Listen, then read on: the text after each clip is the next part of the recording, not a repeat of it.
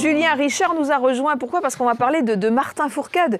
Winter is coming. Ah ben oui, en attendant la saison 8 de Game of Thrones, nous voilà repartis pour le feuilleton sur les pentes enneigées et Martin Fourcade contre le reste sur le Game of Thrones du monde. Oui, Martin Fourcade, jusqu'où ira-t-il? On en débat juste après ça.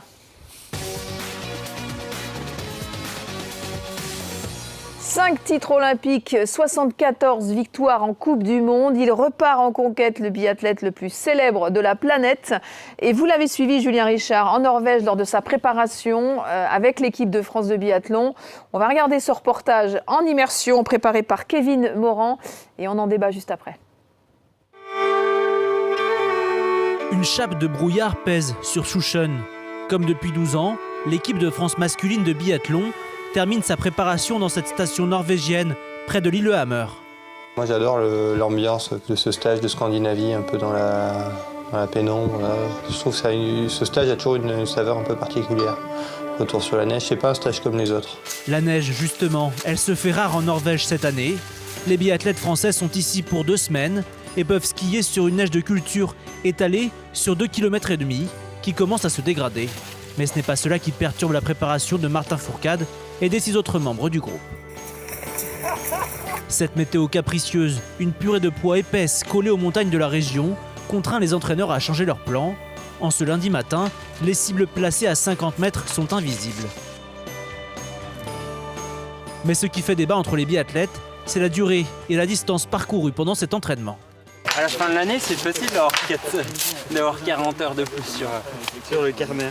Quand tu mets un quart d'heure de plus à chaque séance. Oui, mais je te crois. Vincent Vitoz, le nouvel entraîneur de l'équipe de France, décale la séance de seuil à l'après-midi. Le jour commence à tomber. Cette session a donc lieu surtout de nuit. C'est une séance importante, celle où les biathlètes simulent une allure se rapprochant de celle en course, avec des tirs intercalés.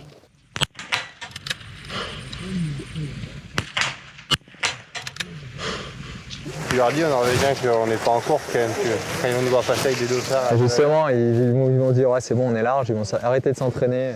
Après de longues périodes sur le ski à roulette, reprendre vraiment des repères dans cette allure-là techniquement. Et puis physiologiquement, toujours travailler pour être encore plus performant dans ces niveaux de fréquence cardiaque-là. Dans la station de ski, située à 2 heures au nord d'Oslo, les Français logent dans de petits chalets, appelés cabines, 2 pour les athlètes, 1 pour le staff et un autre comme lieu de vie commun où prendre les repas midi et soir. Des repas préparés par Bastien Butin, ancien fondeur, titulaire d'un CAP pâtisserie. Alors ce soir on a un velouté de courge avec un petit pain aux noix fait maison, avec risotto et saumon papillote en dessert et une petite mousse au chocolat. On mange bien. On a un bon chef. On lui décerne une étoile Michelin à la fin de la semaine si c'est bien. Mardi matin, le brouillard ne quitte pas Sjusjøen et parfois c'est la pluie qui s'invite. Mais rien qui n'empêche de tirer. C'est le domaine de Patrick Favre, nouvel entraîneur italien de l'équipe de France. La 3, ça c'est la 2 et ça c'est la première, elle est toujours ici. Je filme des choses des petites choses individuelles aussi qu'ils doivent faire attention. C'est plus facile pour moi de me faire comprendre et aussi eux, des fois, se revoir ce qu'on fait.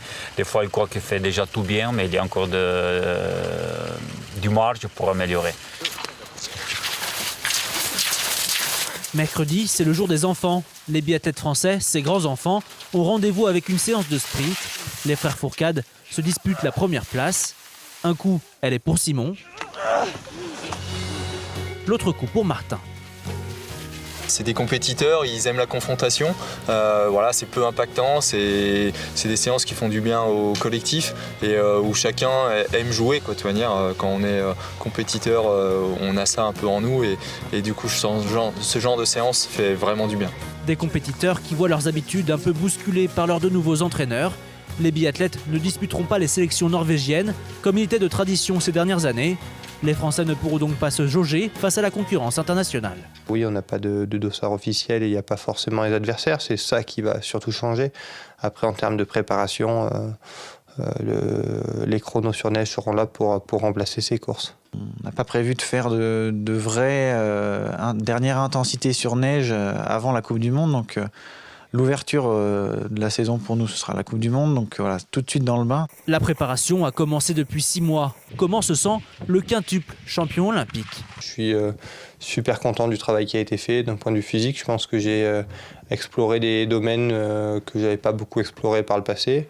Je pense que j'ai moins été cajolé, moins été dans ma zone de confort, mais c'est ce que je recherchais aussi en demandant un entraîneur qui ne venait pas du monde du biathlon. Les Bleus sont en Norvège jusqu'à ce jeudi. Ils rentreront ensuite quelques jours chez eux, puis la préparation se terminera à Antoz en Terselva, en altitude, avant la première étape de la Coupe du Monde à Pokljuka en Slovénie, le 2 décembre. En immersion avec Martin Fourcade ce matin dans le RM.